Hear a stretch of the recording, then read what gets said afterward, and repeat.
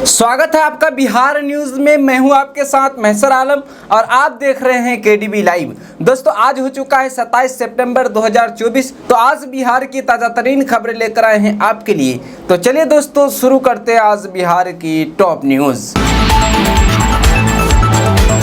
दोस्तों, बिहार में एक बार फिर से जाति की राजनीति चरम पर पहुंच गई है। अब दो दिग्गज नेता आपस में भिड़ गए हैं। दोनों एक दूसरे की जाति को उकटने में लग गए हैं। दरअसल जीतन राम मांझी ने बुधवार को मीडिया को संबोधित करते हुए लालू यादव और उनके छोटे बेटे तेजस्वी यादव पर जोरदार हमला बोला था। जीतन राम मांझी ने तेजस्वी की डिग्री से लेकर लालू की जाति को लेकर आक्रामक हो गए थे। जीतन राम मांझी ने कहा था कि वो लोग नहीं पढ़े हैं, मेरा बेटा PhD है, नेट है और प्रोफेसर है, हम भी BA ऑनर्स किए हैं, उनकी डिग्री क्या है वो बताएंगे। दूसरी बात यह है कि अगर तेजस्वी यादव हमको शर्मा कहते हैं तो अपने पिताजी के बारे में बताइए कि उनके पिताजी किसके जन्मे हुए हैं।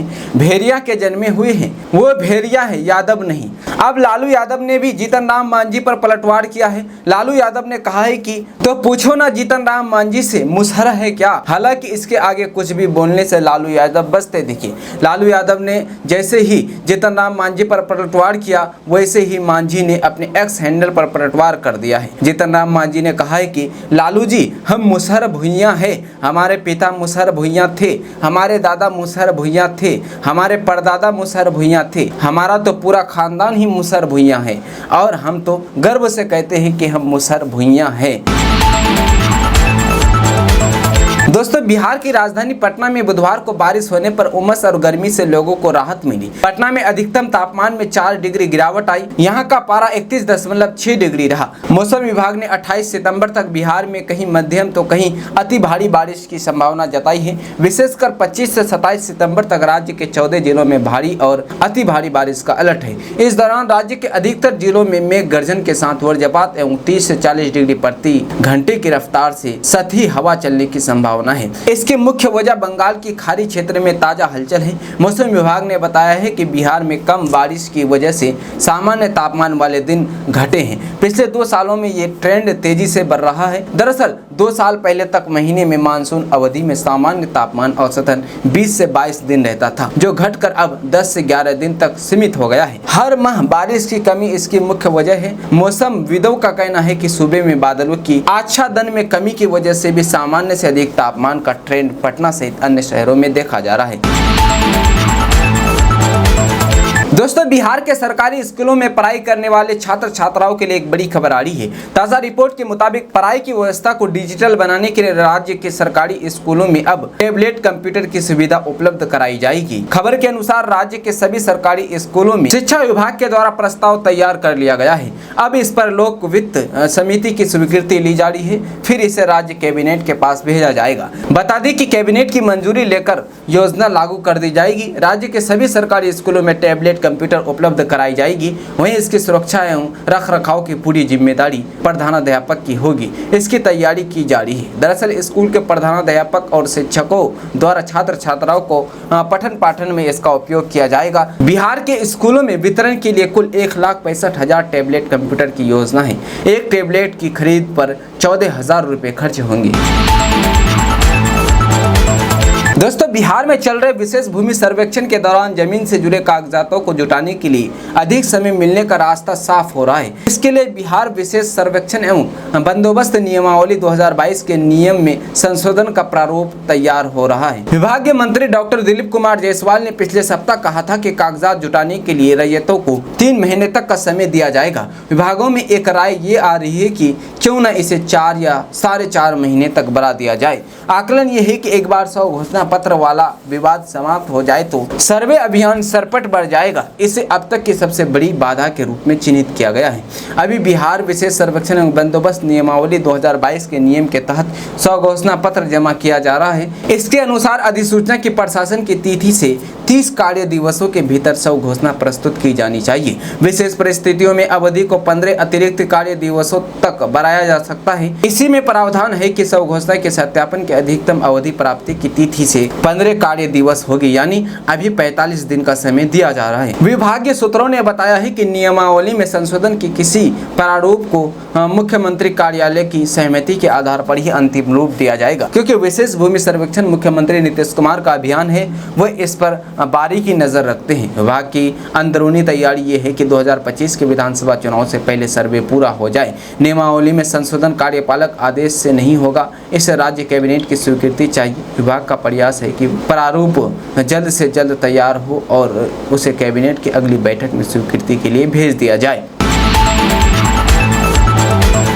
दोस्तों, बिहार में बढ़ते अपराध पर तेजस्वी यादव ने नीतीश सरकार को घेरने का सिलसिला जारी रखा है। तेजस्वी यादव ने अपने सोशल मीडिया हैंडल पर अपराध की 143 घटनाओं की सूची जारी की है, जिनमें मुजफ्फरपुर, मुंगेर, बेगूसराय और पटना समेत अन्य जिलों में घटित अपराध शामिल हैं। उन्होंने सरकार पर हमला बोलते हुए कहा है कि बिहार में अपराध निरंतर बढ़ रहा है। दरअसल विपक्ष का मानना है कि बिहार में आपराधिक घटनाएं बेतहाशा बढ़ी है। प्रतिदिन राज्य के किसी न किसी हिस्से में अपराध की कोई न कोई वारदात हो रही है। बढ़ते अपराध को लेकर राज्य के नेता प्रतिपक्ष तेजस्वी यादव ने लंबे समय से सरकार को घेरते रहे हैं। वे फिलहाल परिवार के साथ दुबई में छुट्टियां बिता रहे हैं, लेकिन वो सरकार की घेराबंदी का कोई मौका नहीं छोड़ रहे हैं। तेजस्वी यादव ने गुरुवार को उनके एक्स हैंडल पर फिर अपराध की 143 घटनाओं की सूची जारी हुई है। तेजस्वी यादव ने अपनी इस पोस्ट में लिखा है कि बिहार में अपराध की घटनाएं निरंतर बढ़ रही है। नेता प्रतिपक्ष ने लिखा है कि राम नाम सत्य सुशासन का है, तथ्य और अपराधियों का अघड़िए। इसके साथ ही उन्होंने सिलसिलेवार तरीके से मुजफ्फरपुर, मुंगेर, बेगूसराय, पटना समेत अन्य जिलों में घटित घटनाओं की पूरी सूची जारी की है। नेता प्रतिपक्ष ने पोस्ट में लिखा है कि अब यह मत कहना है कि बिहार में जंगल राज है, नहीं तो क़यामत आ जाएगी। दोस्तों, देश के किसानों के लिए संचालित पीएम किसान सम्मान निधि योजना को लेकर बड़ी अपडेट सामने आई है। मोदी सरकार ने पीएम किसान निधि की 18वीं किस्त जारी करने की तारीख का ऐलान कर दिया है। पीएम किसान सम्मान निधि की वेबसाइट के अनुसार प्रधानमंत्री नरेंद्र मोदी आने वाले 5 अक्टूबर को किसानों के लिए 18वीं किस्त का पैसा जारी करेंगे। दरअसल पीएम किसान योजना के अंतर्गत अब तक कुल 17 किस्त जारी हो चुकी है और अब अगली बारी 18वीं किस्त की है। अब इसकी तारीख भी सामने आ चुकी है। 5 अक्टूबर को 18वीं किस्त का पैसा किसानों के खाते में भेजा जाएगा। इस पैसे को डीबीटी के जरिए उनके बैंक अकाउंट में सीधे ट्रांसफर किया जाएगा। ऐसे लोग जिनका पीएम किसान का केवाईसी नहीं होगा, उन्हें योजना का फायदा मिलने में परेशानी हो सकती है। आप पीएम किसान पोर्टल पर विजिट करके अपने मोबाइल नंबर और आधार के जरिए OTP की मदद से केवाईसी पूरा करा सकते हैं। अगर ऐसा नहीं होता है तो आप नजदीकी कॉमन सर्विस सेंटर CSC पर जाकर केवाईसी का पूरा काम कर सकते हैं। दोस्तों, बिहार में पिछले 2 दिन से मौसम सुहाना हो गया है। बुधवार से लोगों को भीषण गर्मी और उमस से बहुत राहत मिली है। गर्मी से तो राहत मिली है, लेकिन ये बारिश मुसीबत बढ़ाने वाली भी है।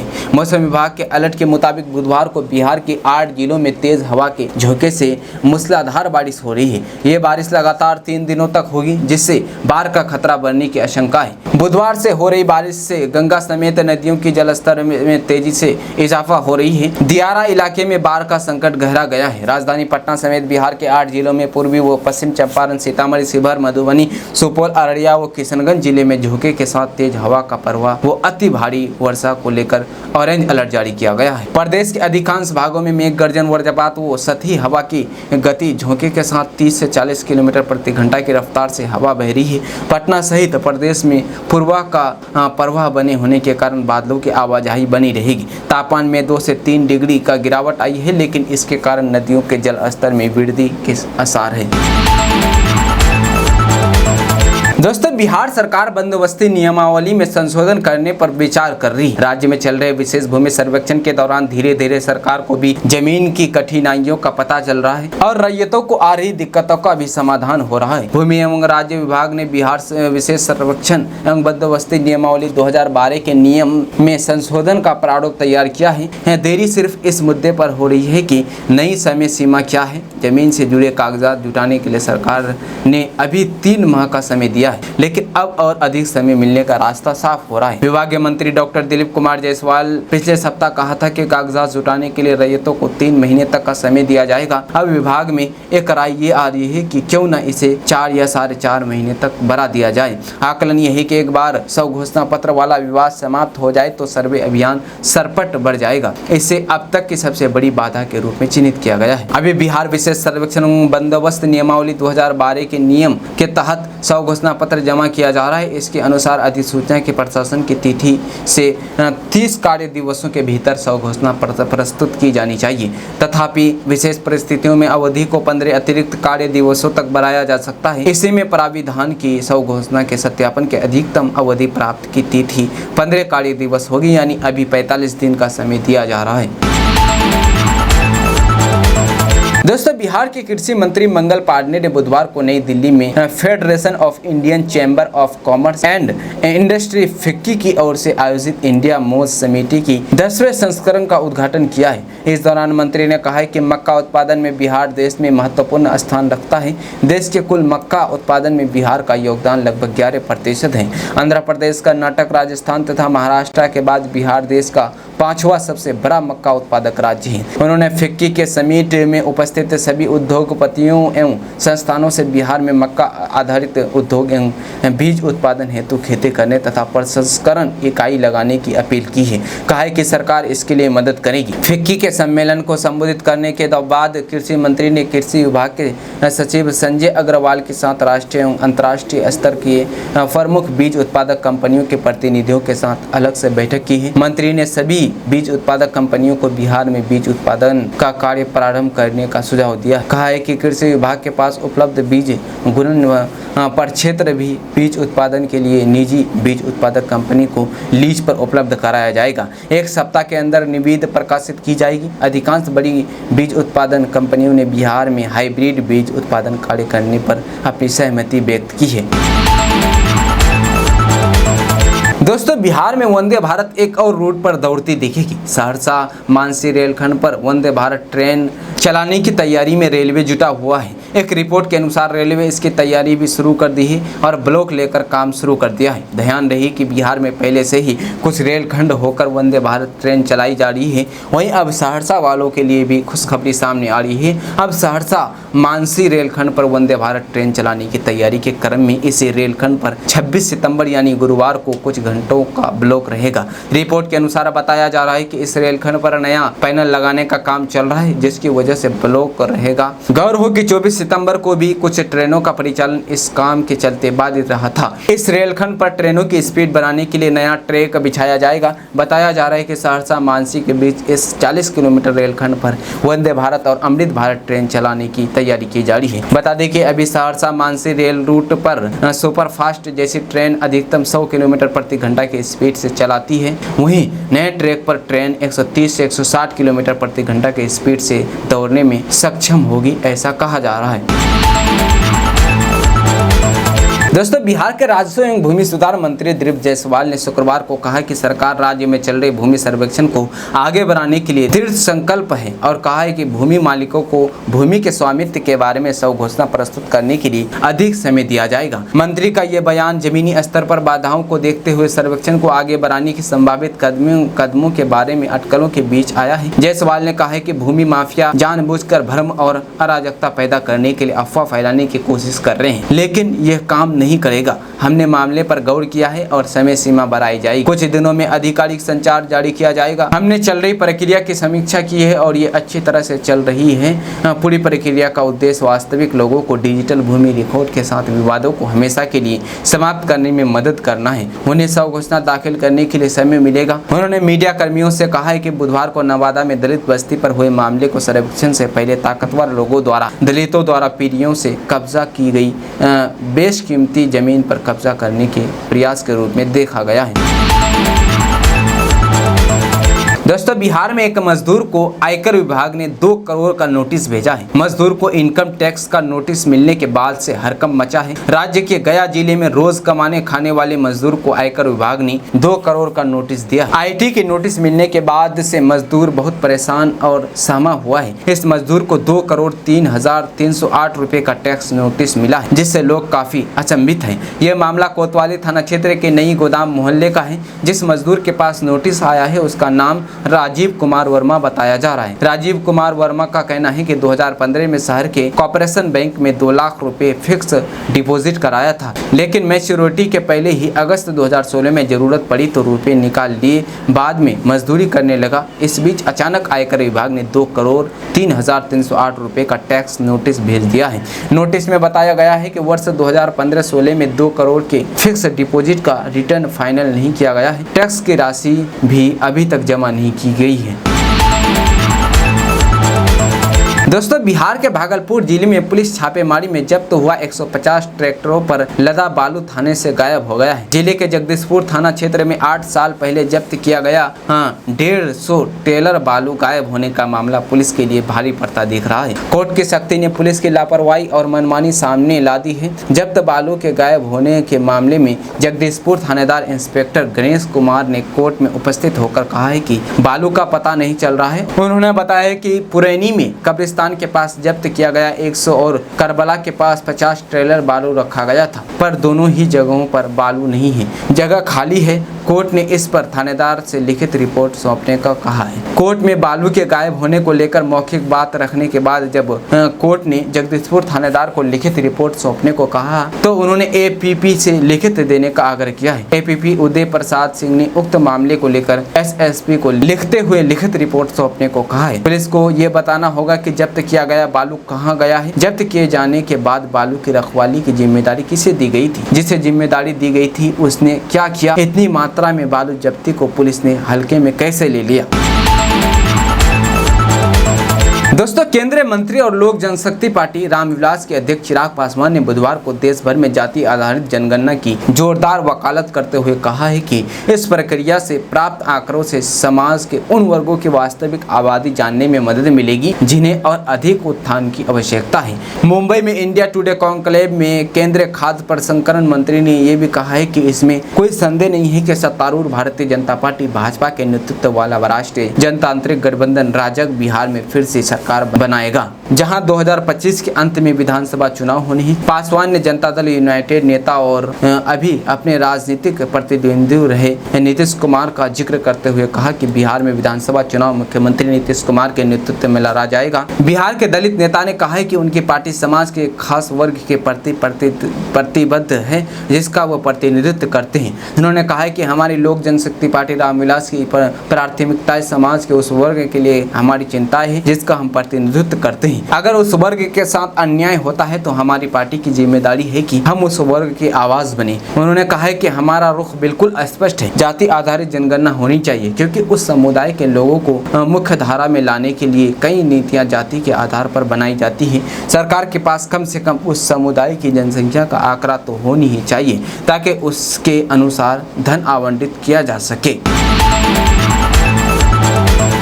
दोस्तों बिहार के कृषि मंत्री एवं भारतीय जनता पार्टी के पूर्व प्रदेश अध्यक्ष मंगल पांडे ने आरोप लगाया है कि अपराध पर गलत बयानी कर मुख्य विपक्षी राष्ट्रीय जनता दल आरजेडी राज्य में विकास को रोकना चाहते हैं। हाय तौबा मचाकर जनता को डराना चाहता है राजद। मंगल पांडे ने बुधवार को कहा कि अपराध पर गलत बयानी कर राजद बिहार के विकास को रोकना चाहता है। पुलिस के आंकड़ों के अनुसार वर्ष 2000 के बाद 24 वर्षों में बिहार में हत्या की दर घटकर आधी रह गई है। फिर भी राजद हाय तौबा मचाकर जनता को डराना चाहता है और बिहार के विकास को झुठलाना और रोकना चाहता है। मंत्री ने कहा कि 2001 में प्रति लाख आबादी पर हत्या की दर 4.4 के मुकाबले 2024 में यह घटकर 2.1 रह गई है। देश के 20 से अधिक राज्यों में अपराध का ग्राफ बिहार से ज्यादा है। उन्होंने कहा कि कोरोना काल के वर्ष 2021 को छोड़ दे तो पिछले 6 वर्षों में हत्या के मामले में उल्लेखनीय कमी आई है। राजद को बिहार का चतुर्दिक विकास पच नहीं रहा है। पांडे ने कहा कि वर्ष 2018 में हत्या के 2,900 1933, 2022 में 2929 और 2023 में 2844 मामले दर्ज किए गए थे। इनमें 72.2% हत्याएं निजी कारणों से ही की गई है। इसमें जमीन समेत अन्य कारणों से उपजा आपसी विवाद, प्रेम प्रसंग, अवैध रिश्ता सबसे मुख्य कारण रहे हैं। दोस्तों, मुजफ्फरपुर से एक चौंकाने वाली खबर सामने आई है। रेलवे फाटक के पास चेकिंग के दौरान एक गाड़ी से भारी मात्रा में शराब बरामद की गई है, जिसने पुलिस के होश उड़ा दिए। खास बात ये रही कि जिस गाड़ी से शराब मिली, बता दें कि उस पर भारतीय जनता पार्टी बीजेपी का झंडा लगा हुआ था। इस घटना ने पूरे इलाके में सनसनी फैला दी। जानकारी के मुताबिक मामला तब शुरू हुआ जब पुलिस रेलवे फाटक के पास वाहनों की तलाशी ले रही थी। इसी दौरान एक गाड़ी पुलिस को देखकर तेजी से भागने लगी। भागते हुए गाड़ी एक पोल से टकरा गई, जिसके बाद पुलिस ने गाड़ी को पकड़ लिया। जब पुलिस ने गाड़ी की तलाशी ली तो उसमें से भारी मात्रा में शराब बरामद हुई। पुलिस ने तुरंत गाड़ी को जब्त कर लिया, लेकिन चालक मौके से फरार हो गया। इसके अलावा गाड़ी पर बीजेपी का झंडा लगा देख पुलिस हैरान रह गई। पुलिस इस बात की जांच कर रही है कि गाड़ी पर बीजेपी का झंडा क्यों और कैसे लगा हुआ था। पुलिस ये भी देख रही है कि कहीं न कहीं ये कोई साजिश तो नहीं है, ताकि जांच को गुमराह किया जा सके। दूसरी तरफ गाड़ी को थाने लाया गया, जहां इस घटना को देखने के लिए लोगों की भीड़ उमड़ पड़ी। पुलिस अब गाड़ी मालिक और शराब तस्करी से जुड़े लोगों की तलाश में जुटी हुई है। मामले की गहराई से जांच की जा रही है और जल्द ही आरोपियों की पहचान की जाएगी। साथ ही बताया जा रहा है कि इस घटना से इलाके में हड़कंप मचा हुआ है और लोग इस पर तरह तरह की चर्चाएं कर रहे हैं। दोस्तों, बिहार में खेती करने वाले किसानों के लिए एक बड़ी खबर आ रही है। ताज़ा रिपोर्ट के मुताबिक नीतीश सरकार ने राज्य के सभी 38 जिलों में गुड़ के उत्पादन को बढ़ाने के लिए नई नीति लागू किया है, जिससे राज्य के किसानों की बल्ले बल्ले हो रही। बिहार में लागू हुई कई नीतियां हैं, जैसे नंबर 1, बिहार राज्य गुड़ उद्योग प्रोत्साहन नीति के तहत राज्य के सभी 38 जिलों में गन्ने की खेती को बढ़ावा दिया जाएगा। इसको लेकर निर्देश दिए गए हैं। नंबर 2, बिहार सरकार की इस नीति के तहत उद्यमियों को गुड़ उद्योग लगाने के लिए 50% अनुदान और बैंक ब्याज पर 10% अनुदान दिया जाएगा। नंबर 3, बिहार के सभी 38 जिलों में 1 अक्टूबर से बिहार राज्य गुड़ उद्योग प्रोत्साहन नीति लागू होगी। इसके तहत अनुदान का लाभ मिलेगा। नंबर 4, चालू वित्त वर्ष में गुड़ उद्योग लगाने वालों को अनुदान देने के लिए 12 करोड़ रुपए से अधिक राशि का प्रावधान किया गया है। नंबर 5, गुड़ उद्योग के लिए सरकार 50% अनुदान देगी। साथ ही 5 करोड़ रुपए से अधिक निवेश करने वाले उद्यमियों को बैंक ब्याज पर 10% अनुदान भी उपलब्ध कराई जाएगी। दोस्तों, बिहार के कई जिलों में बाढ़ का कहर जारी है। इस बार हो रही आंधी के साथ भारी बारिश ने बाढ़ पीड़ितों का जीवन और कष्टकारी बना दिया है। कटिहार के कुर्सेला में बाढ़ आपदा से जूझ रहे लोगों की पीड़ा कम होने की जगह और ही बढ़ती जा रही है। जमीन पर बाढ़ का कहर तो आसमान से बारिश ने बाढ़ पीड़ितों की मुश्किल को कष्टकारी बना रखा है। कटिहार जिले के अधिकतर गाँव बाढ़ से प्रभावित हो चुका है। घरों में पानी घुसने से बाढ़ प्रभावित के समक्ष भोजन तैयार करना मुसीबत बन गया है। बाढ़ के बीच जीवन गुजारने वालों को शौच करने की समस्या खड़ी हो गई है। महिलाओं के लिए यह विषय स्थिति बनी हुई है। राहत पाने के लिए बाढ़ पीड़ितों ने पत्थल बांध, सड़क, रेल लाइन किनारे सहित कुर्सेला रेल स्टेशन के माल गोदाम परिसर में शरण ले रखा है। दोस्तों, बिहार में रहने वाले लोगों के लिए एक बड़ी खबर आ रही है। ताज़ा रिपोर्ट के मुताबिक बिहार में 3000 करोड़ रुपए की लागत से 4 लेन सड़क का निर्माण किया जाएगा। सरकार ने मुजफ्फरपुर बरौनी 4 लेन के निर्माण की स्वीकृति दे दी है। खबर के अनुसार NHAI के परियोजना के निदेशक ललित कुमार ने बताया कि मुजफ्फरपुर बरौनी 4 लेन का काम वर्ष 2025 से शुरू होकर 2027 में इसे पूरा करने का लक्ष्य निर्धारित किया जा रहा है। जल्द ही इसका टेंडर निकाला जाएगा। दोस्तों, बिहार में अक्सर फूलों के गिरने या बहने को लेकर सियासी बयानबाजी होती है। विपक्ष इस मुद्दे पर सरकार को जहां घेरता है तो सरकार अपने तरीके से इसका जवाब देती है। जब जेडीयू ने बिहार में पुलों को बनवाने में नीतीश सरकार की उपलब्धियां गिनवाई हैं और विपक्ष से तीखे सवाल पूछे हैं, तो जदयू की तरफ से कहा गया है कि वर्ष 1975 से 2005 तक कुल 230 पुल बने। वहीं नीतीश सरकार के 19 वर्षों में अकेले बिहार राज्य पुल निर्माण निगम के 1874 पुल बनाए हैं। ग्रामीण कार्य विभाग के पुल अलग हैं, जदयू प्रवक्ताओं ने बुधवार को पार्टी कार्यालय में आयोजित प्रेस वार्ता में ये बातें कही थी। साथ ही नेता प्रतिपक्ष तेजस्वी यादव से सवाल किया है कि वो बताएं कि राजद के शासन में राज्य में कितने पुल बनाए गए थे। पार्टी प्रवक्ता नीरज कुमार, हिमराज राम और मनीष यादव ने कहा कि तेजस्वी यादव पुलों पर अनगल पर लाभ कर रुदाली बने हुए हैं, उन्हें किसी घटना की सच्चाई से कोई मतलब नहीं है। राजद और कांग्रेस के नेता बिहार की नकारात्मक छवि पेश करना चाहते हैं। प्रवक्ताओं ने कहा कि बख्तियारपुर ताजपुर गंगा महासेतु का ना तो स्पैन गिरा और ना ही पुल गिरा, फिर भी विपक्ष के नेताओं ने अनगल आरोप लगाना शुरू कर दिया। प्रवक्ताओं ने कहा कि मुख्यमंत्री नीतीश कुमार की ही देन है कि नेता प्रतिपक्ष सड़क मार्ग से कार्यकर्ता संवाद यात्रा कर रहे हैं और उसी गाड़ी में खाना भी खा रहे हैं। नेता प्रतिपक्ष को नीतीश कुमार का धन्यवाद करना चाहिए कि इनके गृह जिला में उन्होंने 43 पुलों का निर्माण कराया। दोस्तों, नौकरी का इंतजार कर रहे बिहार के युवाओं के लिए एक अच्छी खबर आ रही है। राज्य के सरकारी स्कूलों में जल्द ही 6000 से अधिक पदों पर बहाली शुरू होने वाली है। शिक्षा विभाग ने इसकी तैयारी पूरी कर ली है। शिक्षा विभाग ने राज्य भर के सरकारी स्कूलों में खाली पदों की जानकारी सोमवार को महालेखाकार को भेज दिया है। दरअसल बिहार के उच्च माध्यमिक सरकारी स्कूलों में 6421 सहायक की नियुक्ति होगी। इन विद्यालय सहायकों को 16,500 रुपये मासिक नियत वेतन मिलेगा। इसके साथ ही साथ 500 का वार्षिक वेतन वृद्धि की जाएगी। राज्य के राजकीय माध्यमिक, उच्च माध्यमिक और प्रोजेक्ट स्कूलों में लिपिक एवं अनुशेक के मननशील पर प्रतिरेपित करते हुए पद सृजित किए गए हैं। शिक्षा विभाग की तरफ से महालेखाकार को दी गई जानकारी ने बताया कि डीईओ द्वारा स्कूल असिस्टेंट के पदों को विद्यालयवार चिन्हित कर पद सृजन की जानकारी संबंधित नियोजन इकाई को उपलब्ध कराएंगी। राजधानी पटना में कुल 210 विद्यालय सहायकों के पद सृजित किए गए हैं, जबकि नालंदा में 149, भोजपुर में 147, बक्सर में 88, रोहतास में 166, कैमूर में 121, गया में 258, जहानाबाद में 59, अरवल में 33 पदों का सृजन किया गया है।